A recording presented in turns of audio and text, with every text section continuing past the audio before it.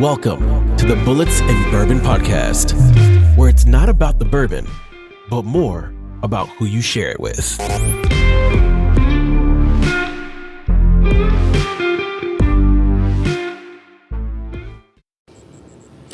Hey everybody, welcome back to Bullits and Bourbon episode 26. And this is, Dan doesn't want to admit to this, but I'm going to dime him out right now. So we rarely do we ever do take two, right? We shoot pretty much off the cuff. But tonight was the exception. Yeah. Because Chocolate Nuts here forgot to plug in the microphones, right? So yeah, we rambled on for a good 5 minutes, and then homeboy here was like, "Yo, we got a problem." So, hey, listen, we're not professionals by any means. Anyways, welcome back. Thank you for listening and joining us.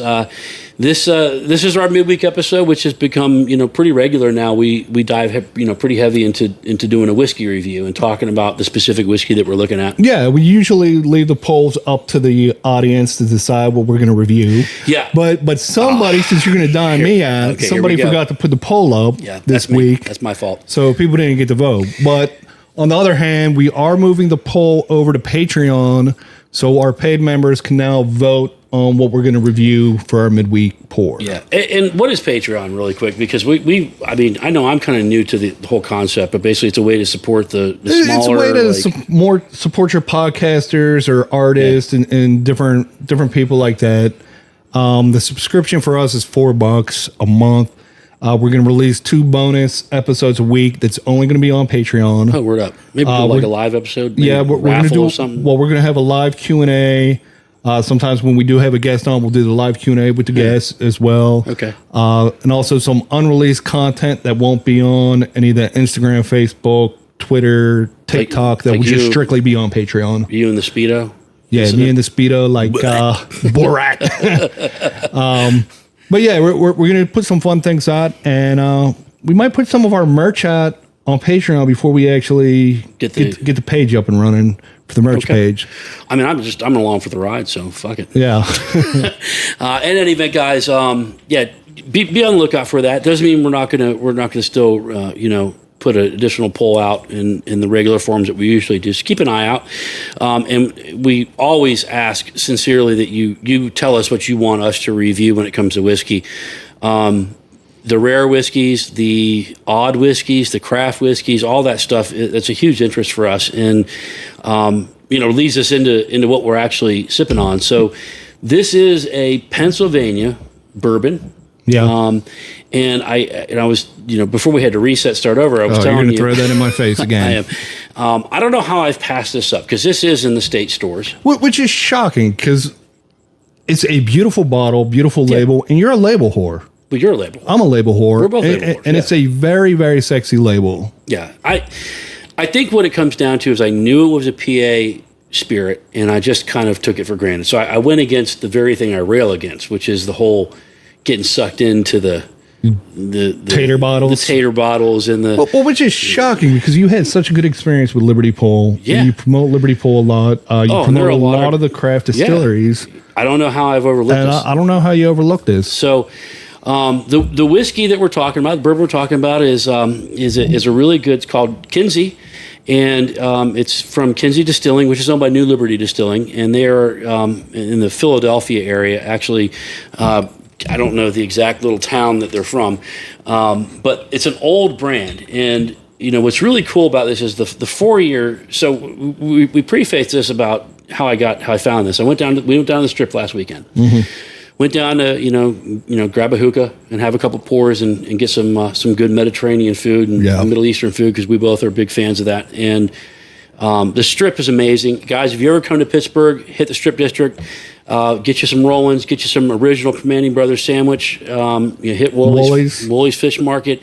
Really, I feel like you get the ambience of a city when you go to the market district of any city, right? Oh, 100%. They revitalized that whole area with the terminal now. So if you haven't been to Pittsburgh for a few years, it's definitely worth coming back and checking it out. So they got one particular store down there. It's called PA, Pennsylvania Libations, and we had the pleasure of meeting Antonio, who runs that joint down there, and he was really helpful in kind of picking out some bottles. And once he kind of found out what we're about, I think he pointed us in the perfect direction, which I always appreciate when you go into an establishment and you have somebody knowledgeable and then kind of be like, hey, check this out. So instead of getting the 4-year bourbon, we walked away with the 8-year bourbon. And it kind of goes against what I normally do with craft, because I usually go for the bottom entry. Mm-hmm. But one cool thing about Pennsylvania libations is you get to try everything. Yeah. So, and you mentioned that on the last podcast. Yeah, I tried a lot. Yeah, I did.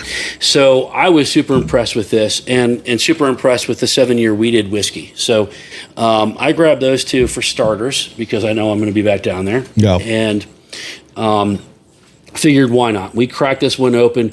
Now, we cracked it open at the hookah bar. It was hot as hell that day, man. Yeah, you really couldn't enjoy too much because it was just of the heat. hot. Yeah.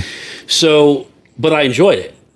So, I enjoyed it hot as balls and sweating just sweating. I felt like crap. And then, I finally cooled off.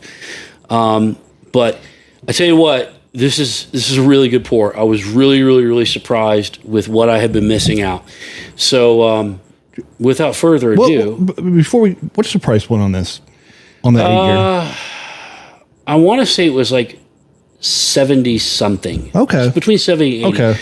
So the 4-year is $49. So you got to figure if you're paying double for an 8 to 4, then the price point's right where it should be. You're okay. So right away, if you can see this in the camera, it's got great color to it. It's a deep dark amber. You can tell it's been sitting in a barrel. Just hold up that glass. Yeah. It really kind of shows you the depth of the coloring. It's been sitting in a barrel. So. Dan, what are your thoughts? What do you get? What are you picking up? I'm actually really enjoying this one. And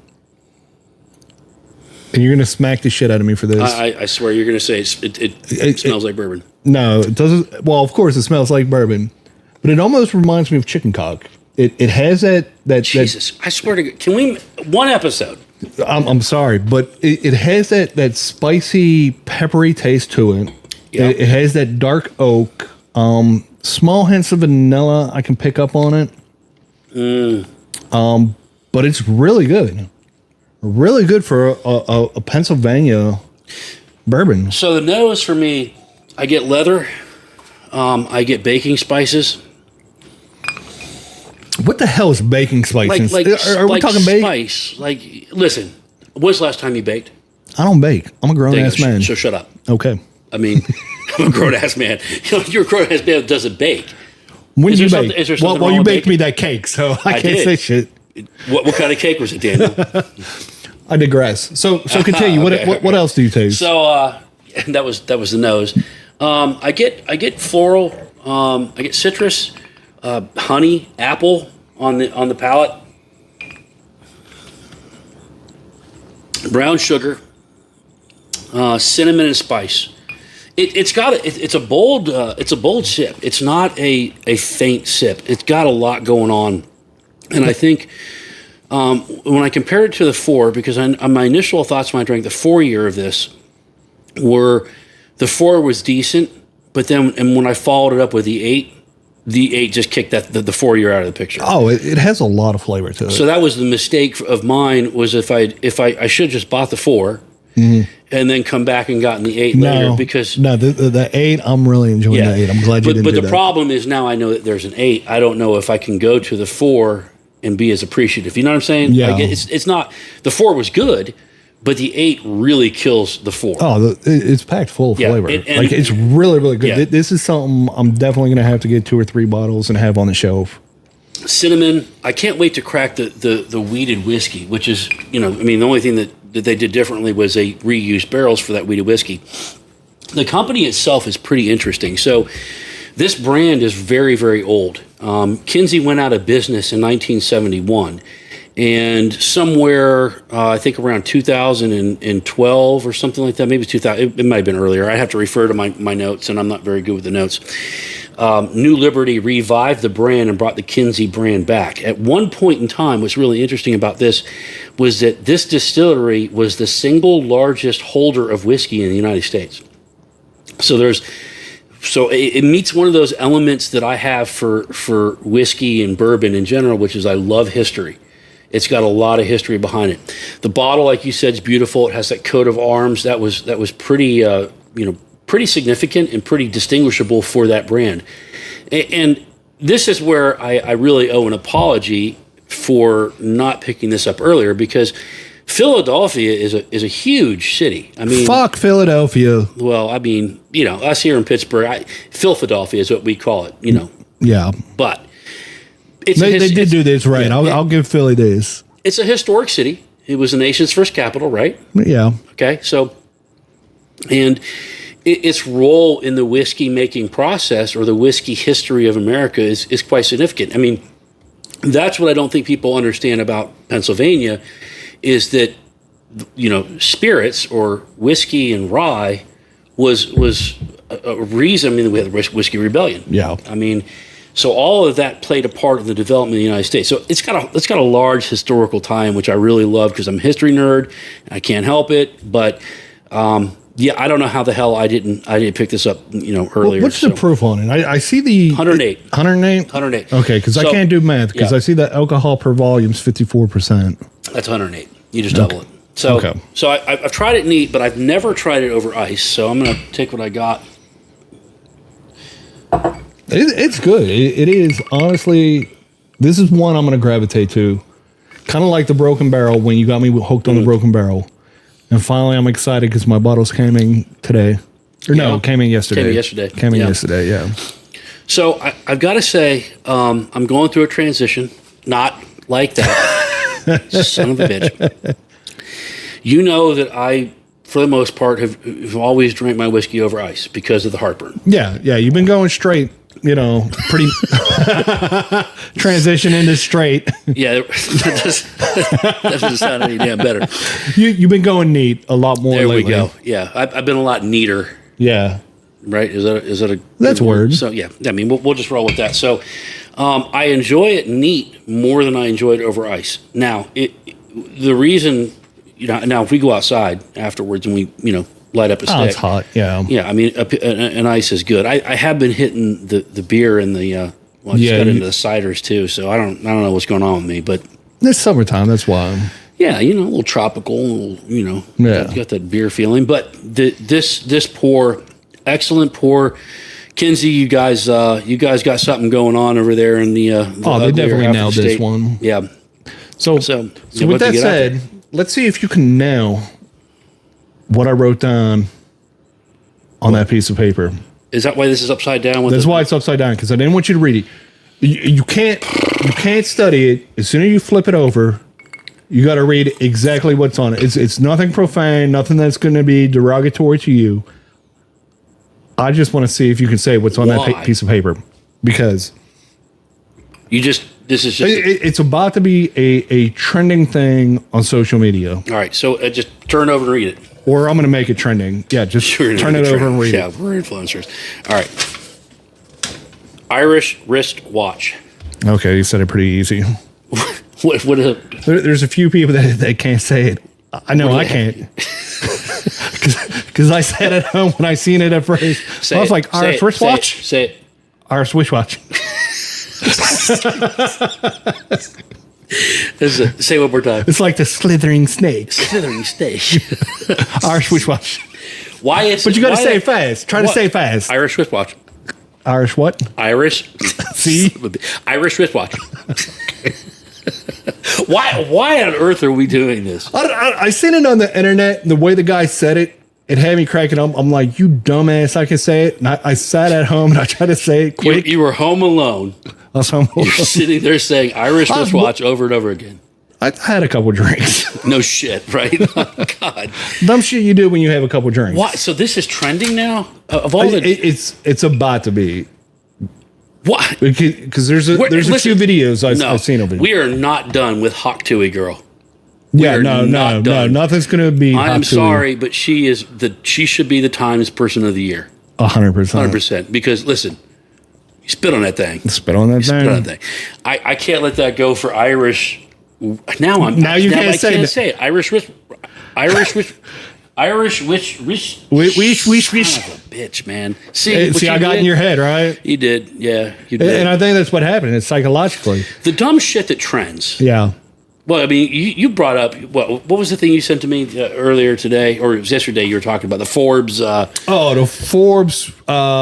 Forbes released their 50 greatest rappers of all time, which was a shit list. This pissed me off. Shit list. As a matter of fact, I'm bringing it up. You know, shit list. They had Nicki Minaj, out of all the rappers, listed number 8. Like, she shouldn't even be on that list. So number 1, they put Jay-Z, and that's hot garbage. So Jay-Z, great businessman, very, very great business mogul, but it's coming out more and more on social media. You see the videos, and Nas even said it years ago. He ripped off every one of Biggie Smalls, like raps. He ripped everything off, and there's video after video showing how he ripped it off. You know who's not on here? Who? Is Diddy.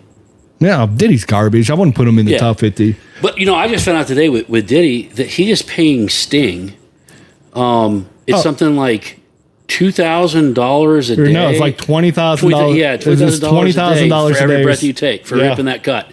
Well, there's another video. I forget who the artist is. They ripped off another one of Sting's things. Really? And he's like, yeah, I'll be able to put my grandkids through college too. But what's funny was that they were talking about it, and Elton John is the one that told Sting about the rip. So, he's getting paid. Diddy's diddling. Yeah. Well, back to that list. One thing that disappoints me about that top 50 list, there is no big name Southern rappers on there. You don't have Ludacris. Nelly. You don't have Nelly. Is Nelly on there? No, you don't. You don't have Ludacris. You don't have Nelly. You don't have UGK. You don't have Slim Thug, Chameleonaire, Master P. The only Southern rapper on there is Andre 3000 from Outkast. Yeah. So I've been looking at this, and now I'm getting more irritated because one of the things that's missing on here, besides the order being fucked up as a football bat, pardon my French, you don't have Beastie Boys on here. How do you not have Beastie Boys on the top 50? Yeah, on the top 50. Yet your top 10s: Jay-Z, Kendrick Lamar, Lil Wayne, J. Cole, Tupac, Drake, Kanye West, Nicki Minaj, Nas, and Eminem. They have literally put 50 Cent and Ice Cube and Snoop Dogg all the way down to 18 through 30. Who was the one that I said that you had at like 40 something? Let me see that list real quick. Yeah, the list is Prodigy. They had Prodigy at 42. You don't have Redman on there. You have MIA as 45, and you don't have Eve on there. How do you not have Eve? I'm pretty sure I seen Lil' Kim at 16, but then you have where is she? Missy Elliott at 13, and then you don't have misdemeanor. You don't have Queen Latifah higher than 30. Yeah, that's bogus. You don't have Queen Latifah over Nicki Minaj. Yeah. And that blows my mind. The one good name I was glad to see on the top 50, Mos Def. Mos Def, yeah. He should definitely be a lot higher, I'd think. I don't even know who the hell Talib Khalif. He should be on there. Talib. Yeah, Talib should be on there. Talib Chief Keef should be on there. Or they just left off the F. They should, who else? Lauryn Hill should definitely be on there. But should she? Yeah. Really? Yeah, Lauryn Hill, 100%. Is she rap? The Fugees album? See, I can't put them in rap, man. I'm sorry, dude. That's just Rock Marciano, garbage. Childish Gambino, he had like 2 hits. Like some of the people on there, you don't have. Where's NWA? Where's Ice-T?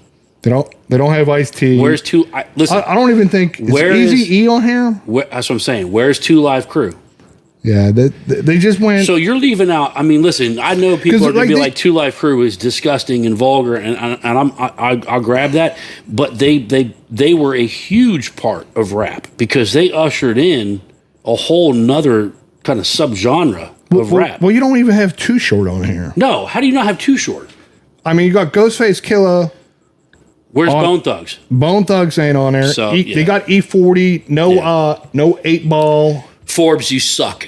Like they had to have somebody that's born late 90s, early 2000s to make this list. Just nerds. Yeah. They just went up, but I wonder if they went by, I don't know. They didn't even go by record sales. No, they didn't go by record sales because there's no way you put Snoop out of top 10 or Dre. You just don't do it, dude. That's.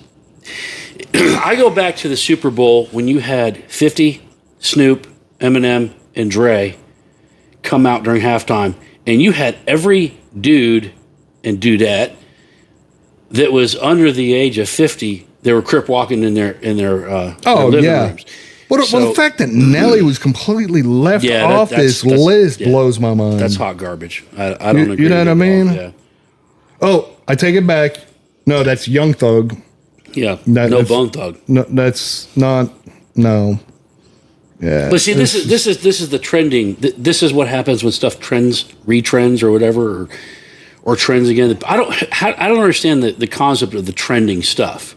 Yeah, just Nicki Minaj in the top 10 is just trash. That makes you upset? Oh, 100%. Like, you mad, bro? You can't even. I wouldn't even put her in the top 50. Yeah. Come on. No, I wouldn't either. So I mean, I don't know. It's interesting. I'd like to see the country equivalent of this. Do they have the country equivalent? I haven't even checked. This one just dropped. This one just dropped a couple days ago. Yeah, we got to check out the country one and see what the country one is, because the country kind of genre has moved so much from the Garth Brooks and the Alan Jackson, and it's kind of modernized over the years. Yeah. So I'd like to see what these geniuses at Forbes come up with on that, because if they screw this up as bad as they did the country one, it'd be like hot garbage. I mean, the fact you left Redman, Nelly, and Ludacris and Too Short off that list. You can't do that. Come on. Ludacris may be one of the more influential rappers in American history when it's all said and done. Well, the thing is, and not just because of the rapping, but because of the acting. The acting as well, but all the features he's done over the years. Yeah, all the albums, all the influential music. Well, you got Bad Bunny on here. Bad Bunny. Come on, man. You got Bad Bunny, but not Daddy Yankee. Yeah, I can't. You got Bad Bunny, but not Daddy Yankee. Yeah. How? So where does Kid Rock fall? He's all alternative rock. Country. I'd put alternative him rock. Country. Yeah, I'd definitely put him as rock. But not to have Beastie Boys on there. Yeah. So to me, Beastie Boys and Run DMC were foundational members of the rap class, right? Yeah. They were like X-Men's first class, right? Yeah. You can't leave Beastie Boys off of there. You just can't do it. Yeah. You know, garbage ass list. But again, it's Forbes, and it's probably some yuppie. Some yuppie. It's 100% some yuppie. Gen Z now.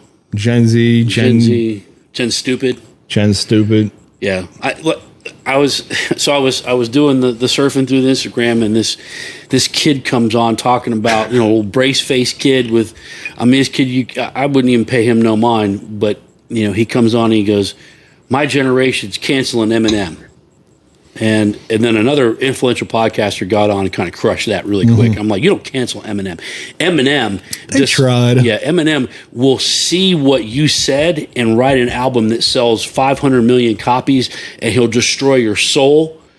Oh, in the process. The process. Yeah. And I want that to get back to Eminem, because I want Eminem to just step back and go, I'm bringing the heat. I'm tired of this cancel culture. He won't, though. Yeah. He won't, because look how many rappers try to come after Eminem, and he's like, I'm not even going to respond. Yeah. You know what I mean? But it's a whole cancel culture. I'm so tired of the cancel. Just shut up. Here's how cancel culture should work. Whoever's leading that cancel culture should step into an octagon, and you should fight. No refs. Knock the fuck out. Yeah, because half these people, you would knock them out, and they would shut up. Or they would need jaw surgery, and they would think about, I'm offended, so I'm a kid. Shut up. Just shut up. Nobody cares that you're offended. Nobody cares about your feelings, bro. Everybody has an opinion. Yeah. And that's exactly what it is. It's your opinion. If you know what I talk about, like feelings getting hurt. Wait, talking about feelings that are getting hurt, I'm about to crush your feelings right now. I'm going to make you crawl up and cry and apologize right now. For what? So 2 episodes ago, we were talking about the WNBA. Angel Reese, you're like, she's hot garbage. She's dog shit. She just set a record for double doubles. double-doubles. She's like, I think 8 or 9 consecutive games with double-doubles, throwing up like 20-some plus points, 13 plus rebounds. Come on, you need to take that back. I know she didn't hear the podcast, but she ain't hot garbage. Did I say she was hot garbage? You said she was dog shit. You said she was dog shit like 30 times. I said she was her stats to this point in the season were dog shit. No, they weren't. Next to Caitlin Clark's, and they still are. I don't know. I know there's been some. You better jump on and Google Snapchat. I don't have my phone with me. Mm-hmm. But I'll tell you what. I really doubt Angel Reese seen that episode, but she's been balling out. Listen, she's extremely talented. She, in my opinion. Oh wait, but 2 episodes ago you were calling her dog shit. I didn't say she was. You said she was dog shit. I want you to go back and listen to that episode. I said next to Caitlin Clark's numbers. No, you just said she was dog shit. I bet you a chicken cock tattoo in the middle of your chest.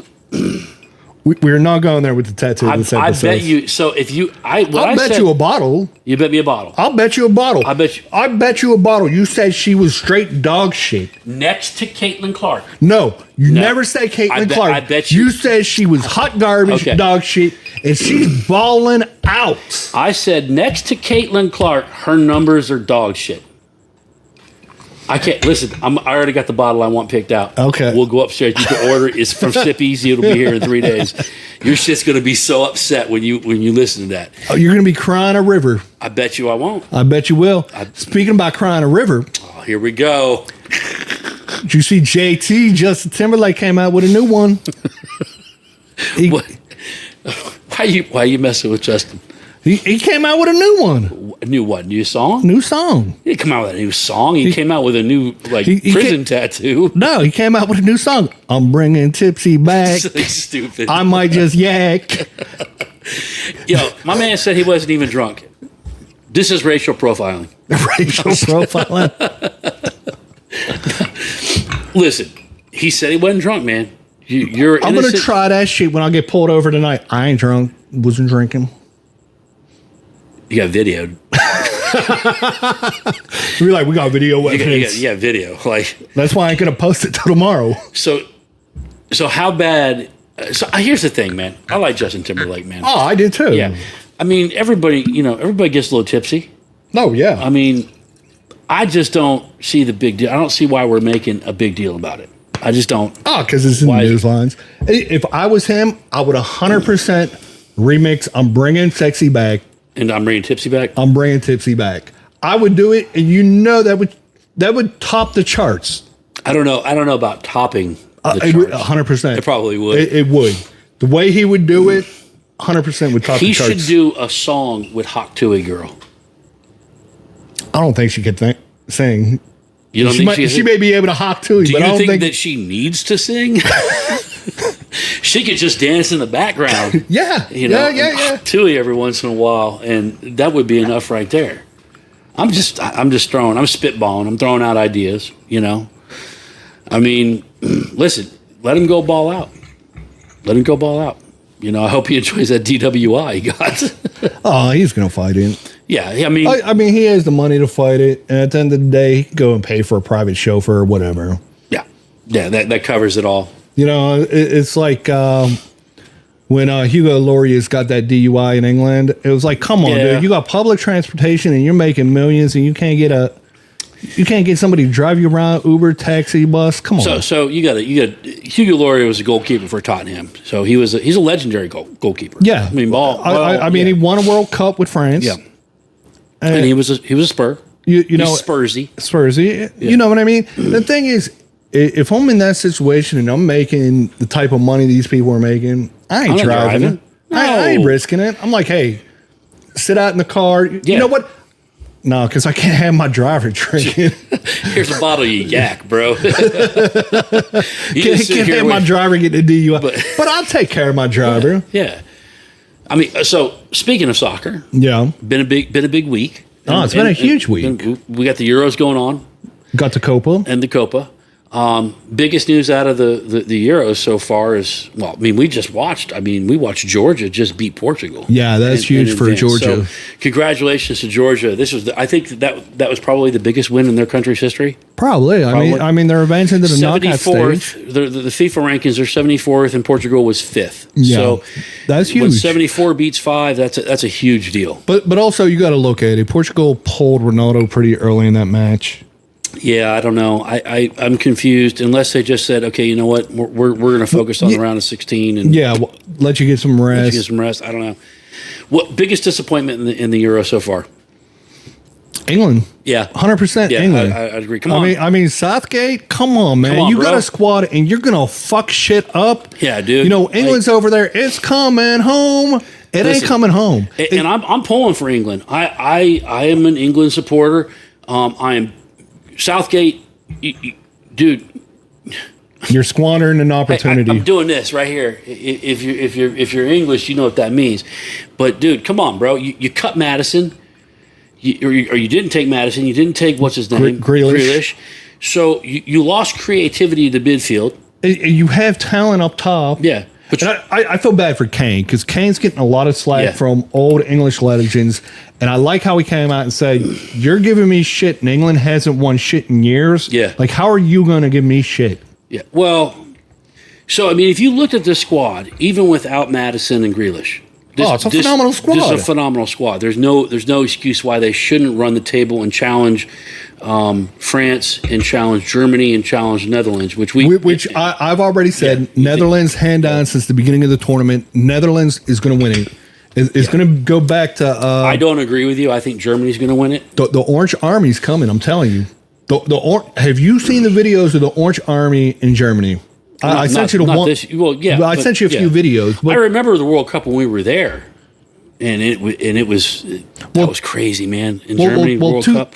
2010, when it was Netherlands and Spain. Spain, yep. So many cards in that match. Like, I was pulling for Netherlands. Like, I think, honestly, Netherlands is going to win the World Cup in 2026. Bro. That's my prediction right now. Straight up, Jamaica's going to win it. But I bet you Jamaica beats Ecuador tonight. Well, it's on right now. Well, it's coming on. Or might already be on. I already put money on that game. So that's the Copa. But we saw Jamaica put up a great match. Well, the first half against Mexico. Yeah, they were balling out. Even though Mexico had the majority of possession, Jamaica looked good. Yeah. Jamaica looked really good. I wonder if they're like, man, they had we already had the bobsled team. Yeah. It's our turn. Jamaica bobsled team, man. It's our turn, man. We're going to run tables, man. Come on. I mean, listen, I'd love to see a Cinderella story. But the Copa is interesting to me because U.S. genuinely has a good opportunity to be in the final. They do. If they play, and they looked freaking good the other day, dude. It's a young squad. Yeah, they have a great opportunity for this Copa and for the World Cup.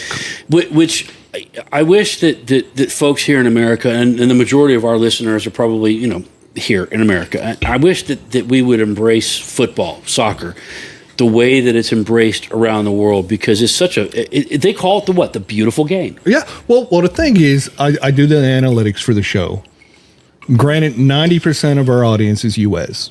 Yeah. After that, it's Germany, Netherlands, that's why. Korea, and did I already say Germany? Yeah.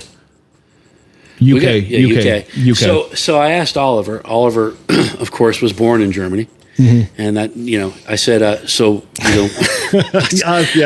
this kid will find any way he can to get under my skin, right? And I'm like, hey, wouldn't it be cool one day if you and your brother, you make it on the U.S. men's national soccer team and you earn a World Cup together? He's like, nah, bro, I'm bringing home a trophy from my fatherland, Germany.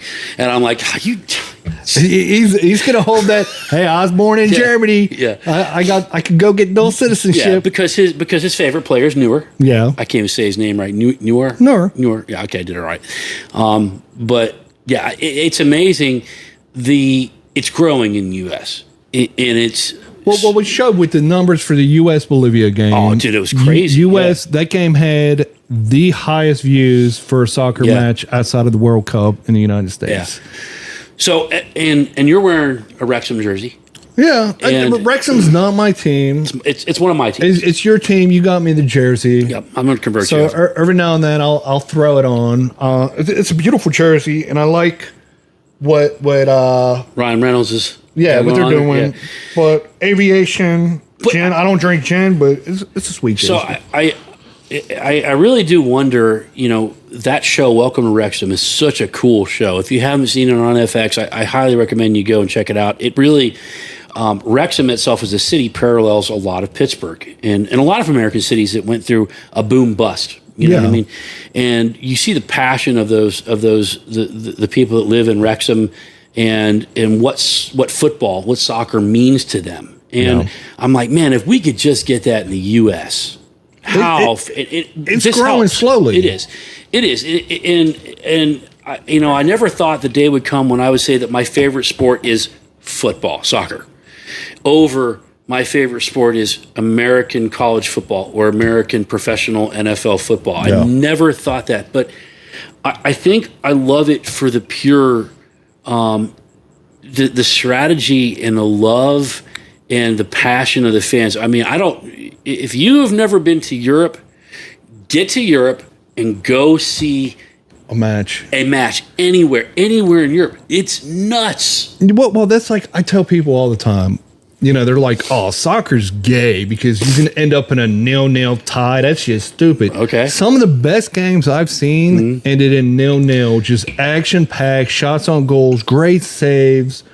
Well, what was the game that I watched the other night? It was it Croatia? Yeah, it was Croatia. The Croatia-Spain game. It was a Croatia-Spain game, and it Modric missed the penalty shot. Heartbreaking. Modric missed the penalty shot, and then there was all kind of chaos after, and Modric ended up, got the ball back, scored, tied it up, and then in extra time, Spain went down and scored.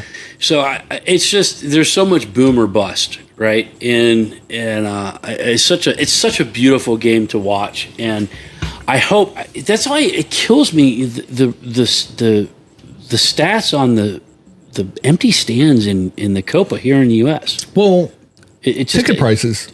Yeah, tickets prices and city selection. Yeah, because I was trying to convince my brother I wanted to go see either Brazil or Argentina for the Copa. Because when the Copa was here in 2014, we went to Philadelphia. We seen USA versus Paraguay in Philadelphia.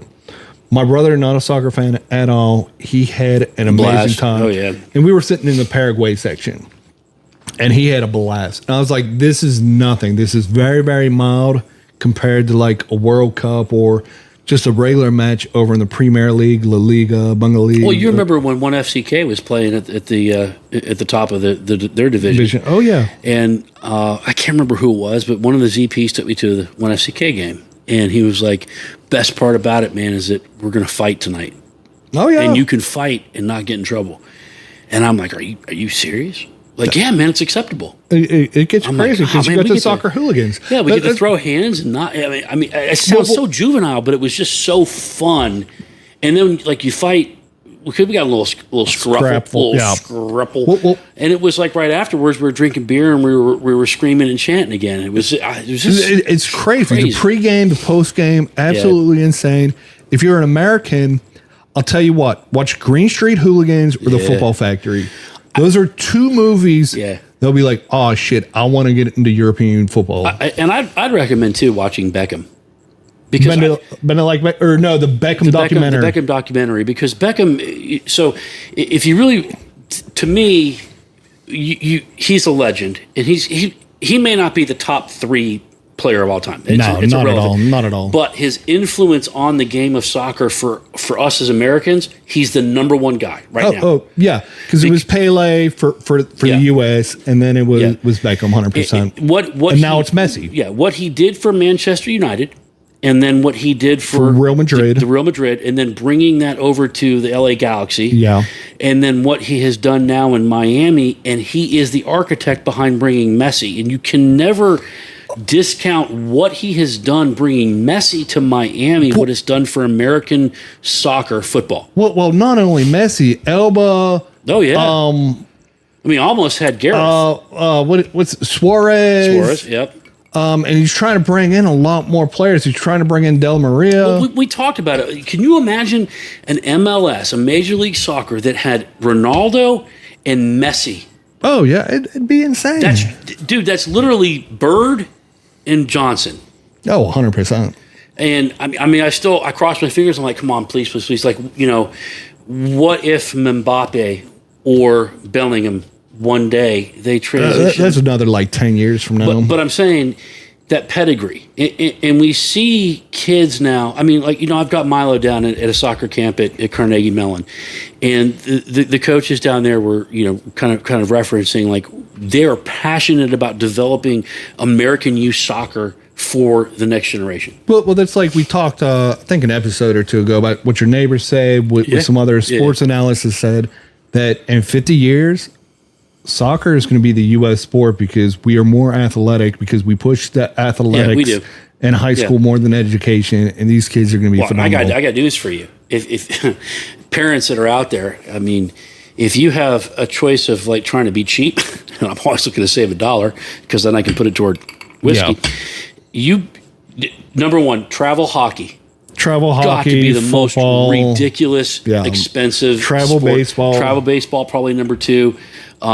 Football is not too bad, but there's a huge time commitment during the fall. I mean, I went through it last year with Oliver. I mean, it's 3 days a week, game on Saturday. We had very little time, outside of that. But I'm just so happy Oliver's moving to soccer instead of football. Yeah. Well, he's a natural goalie. Yeah. He's a sweeper keeper. Yeah. He's an intimidator. Yeah. I mean, he's going to be 6'3", 6'4". Yeah. Well, I hope. I don't. He doesn't get it from me. Yeah. I mean, that's mom. Yeah. Ain't for me. But yeah, I just, man, I can't grasp why they screwed the ticket prices up. They screwed the city locations up for the Copa. Not having these in places, I just, if you look at where the MLS has thrived, Columbus, Charlotte, Miami, Seattle. You have a blueprint there for passionate soccer people. I could care less if it was America playing. I would go see Ecuador and Jamaica. I would just do it just to take part in that, because every national team, there's at least one dude on there that's either in the Premier League or La Liga or Bundesliga. Yeah, to not do that, I think you cheapen the experience. You're putting in Arlington, Texas. Come on, man. Yeah. Well, Vegas is a good spot. Vegas is a good spot, but I looked at some of the matches and the tickets. I can't justify because $250. $250. Well, the cheapest ticket I seen for some of the matches I was looking at was $80. Yeah. I mean, it's decent, but then you got to look. I got to pay for a flight. I got to pay for a hotel. Rental car. I don't rent a car. Well, I usually get an Uber. But if you're in Arlington, the Ubers during the match, you're going to pay an arm and a leg because it's going to be a spike. Yes, you might. I mean, to me, if you're in Arlington, Texas, and I get that that's the greater Dallas area, but it's not. It's not Dallas. You're still driving around. So you're still driving around. I mean, Houston, Las Vegas, that's different. I mean, I hope that when we host a World Cup in 2 years, which I'm getting now, I'm a little annoyed about that because now I'm thinking why don't we just have it as U.S.? Why do we have to share it with Canada and Mexico? I don't.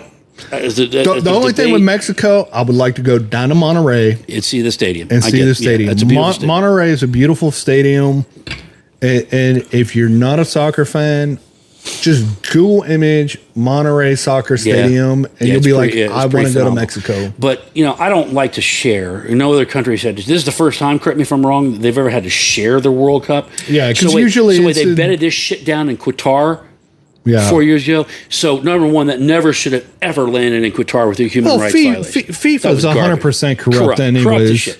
But no more corrupt than anybody else. I mean, you look at the African countries. Oh, you look at all the players for France that are originally from different countries in Africa, and they put out a list of the top 100 African players that are all playing for like European teams. It's just like the Ivory Coast and like different places in Africa. And it's like, holy shit. Like you guys could have like a good chance to win a World Cup if you weren't so corrupt. If you weren't so corrupt. What do they say? TIA. This is Africa. Yeah. I mean, I don't want to call it the dark continent. That's not. Africa's beautiful. 100% beautiful. And, you and I have both been there. They're beautiful people, beautiful culture.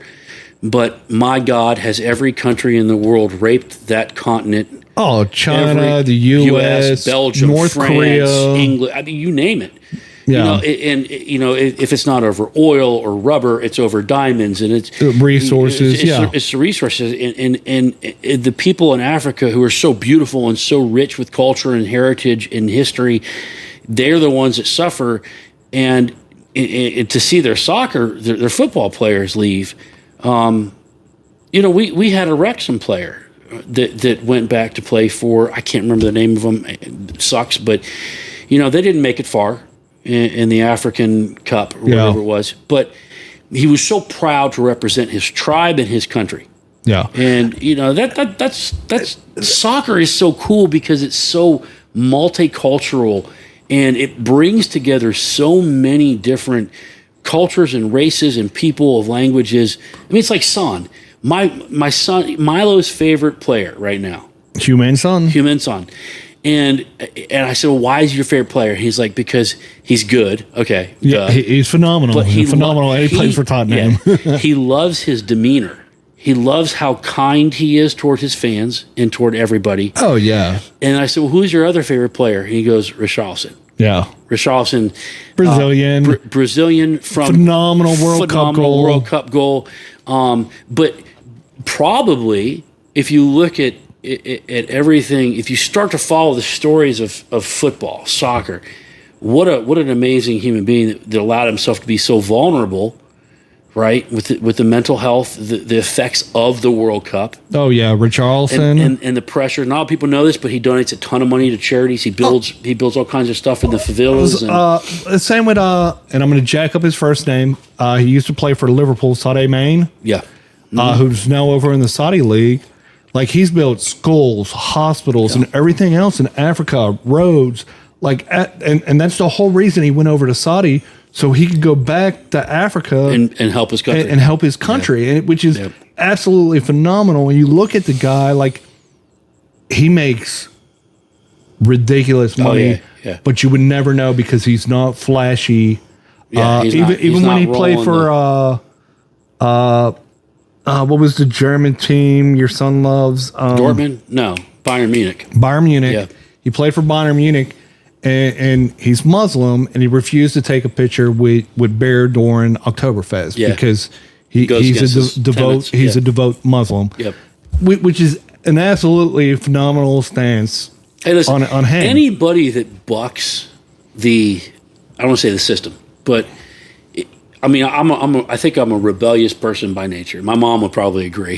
She'd probably listen to this and be like, yep. Anybody that's other people would just say you're an asshole, but yeah. I mean, that's a compliment. I felt warm and fuzzy on the inside.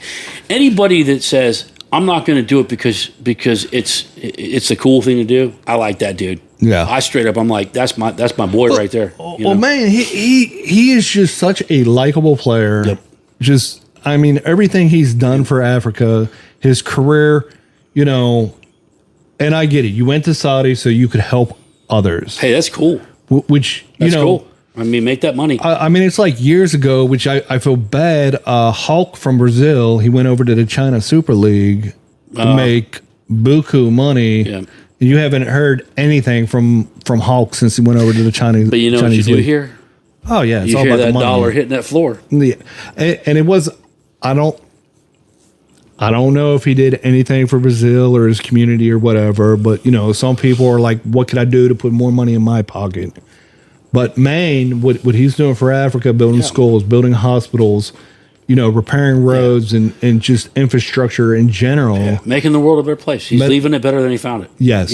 Which is, look, I think, our time in the military, we kind of felt that, like when we were in Iraq. Like it's installed in us. Yeah, you leave the post better than you found it. Leave it better than you found it. So, I don't know. I hope to see the U.S. embrace football, soccer, and I really, really, really am looking forward to watching our men's national team, go as far as they can, and then the Olympic team.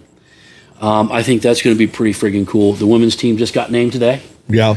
It got finalized, and I haven't rooted for the women's team in the past because of certain characters on there that decided they wanted to take a knee during the anthem, and I don't want to get down that road. But you and I, that anthem means a lot to us. See, we're on two different standpoints on that. Mine is we fought for those rights. We did, so people could go ahead and voice their opinion and kneel. We both lost friends, very close friends. Yeah. That died to protect this country. And my thoughts is it upsets me. Yes, on one hand, it really upsets me. But you know what? That was our job, to fight for those freedoms, to fight for those rights. I don't disagree with you. And if they want to go while she's on the whatever team in the U.S., Seattle, whatever, or whatever, kneel all you want.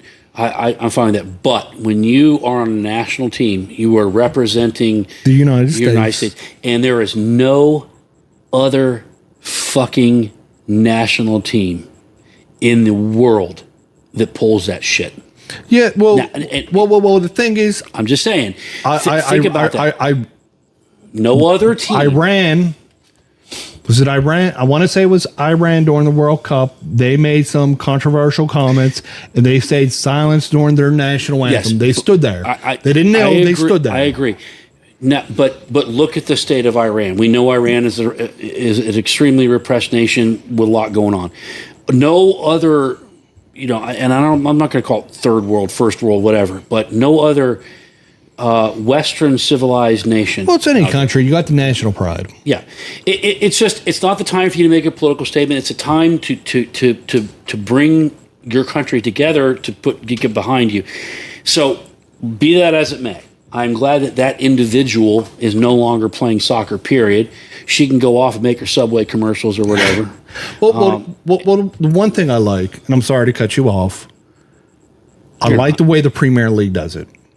The end racism, they kneel before kickoff. They make a stand, and it's an announcement. This is the and it brings awareness to it in a respectful manner. And I, to be honest with you, that's the way that it should be done, because then you're setting aside. Listen, guys, everybody, pay attention.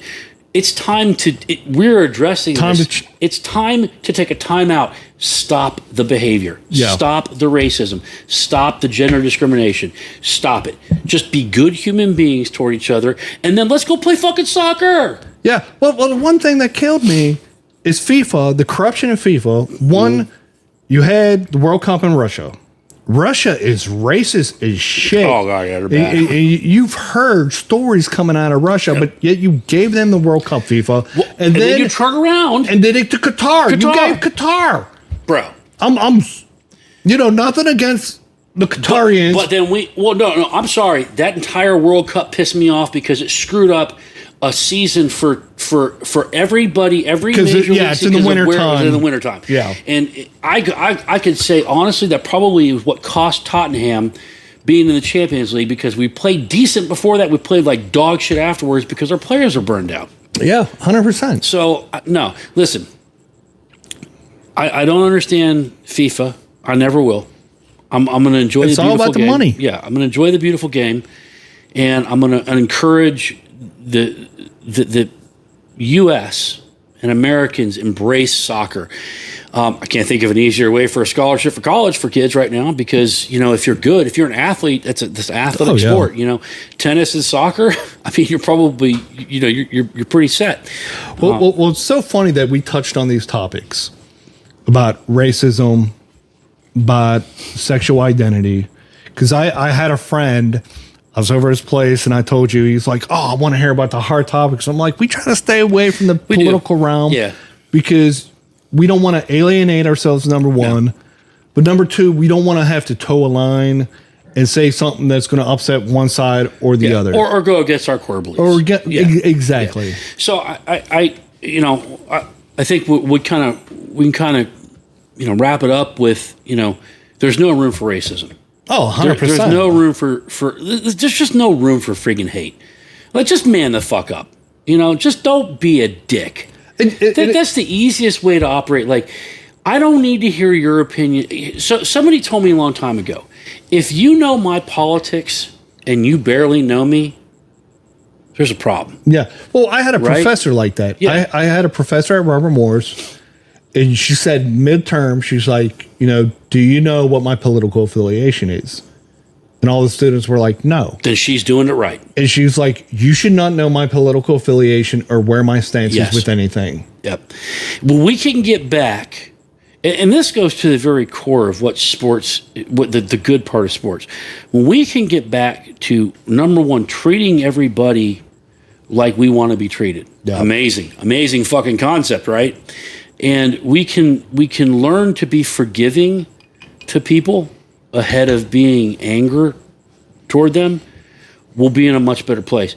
There is no better place for that than with athletics as a medium, or, in my opinion, bourbon, drinking some whiskey. Oh, yeah. I have friends on the left or friends on the right. I have friends in the center. I have friends in Mars. I don't care. I don't care.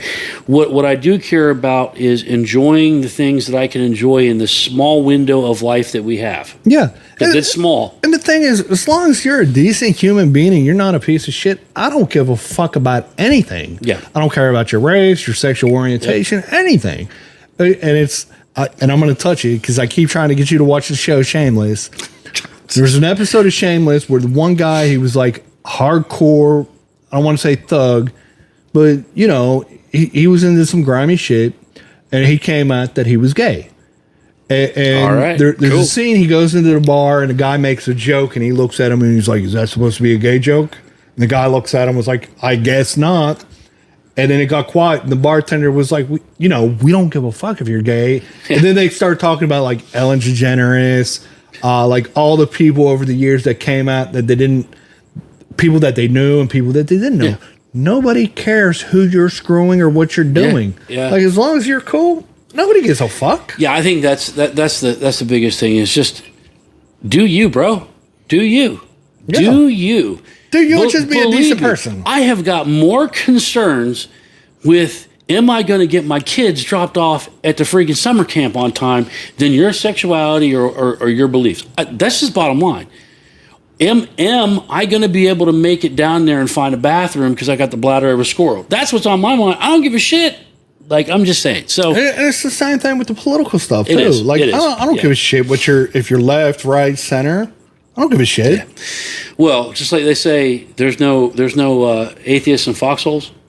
Oh, there's no Republicans and Democrats in a firefight. Oh, no, 100%. I mean, we know that, right? So, 100%. In any event, guys, listen, thank you so much for joining us. We really appreciate it. We always do. We're going to have a fun episode on Friday. We're going to be up at Ponfay Distillery in Somerset, Pennsylvania, meeting with Maximilian Merrill, and we're going to bring some. It's going to be neat. It's going to be cool. We're going to see something we haven't done, taking the show on the road a little bit. Yeah, the second time. Yeah, and then I think we're going to do a bonus episode on the Saturday if we don't get too jacked up at Ponfay. Too jacked up at Ponfay. So you never know. That's always a... Well, we got some good episodes lined up. We do, as a matter of fact. And we ask, check us out on Instagram and Facebook and all the platforms that we're on. We're on... FM Player. We're on everything. Yeah, we're on everything. Everything but Pandora. It's a pain in the ass. Yeah, check out Patreon, please, if you will. If you want to support us, that's a great way to support the small little guys as we grow and continue to try to bring content. We want to do some fun stuff. We will be having our merch store online very soon, so we look forward to that. I've got a crazy head and some good some good stuff I think that's going to come our way. And as always, thank you so much from the bottom of our hearts. Hey, and before we close that, you're ready to go on vacation soon. Yes, I am. So I'm going to need a guest host to replace Jason for, how long is it? I don't know, like a couple days, a week. I don't know. It's going to be like 2 or 3 episodes probably. We can remote dial in. No, I'm not remote dialing it because I can't figure that shit out. So, come July, it's going to be very interesting. And we're going to have a guest replacement for Jay. You can't replace me, bro. Well, temporarily. Can't replace me. I'm going to find like I'm going to get Cameron Brink on. If you get the Hawk Tui girl, though. If I get the Hawk Tui or Cameron Brink on, it's game over. You might be replaced permanently. I wouldn't fault you. So she got a torn ACL. Sexy as hell. Yeah, you have no shot, Dan. I know. You have no shot. She's half my age. Daniel is single. I am single. For now. For now. Yeah. So, yeah. In any event, guys, stuff to look forward to. Thanks. As always, stay thirsty, my friends. Cheers.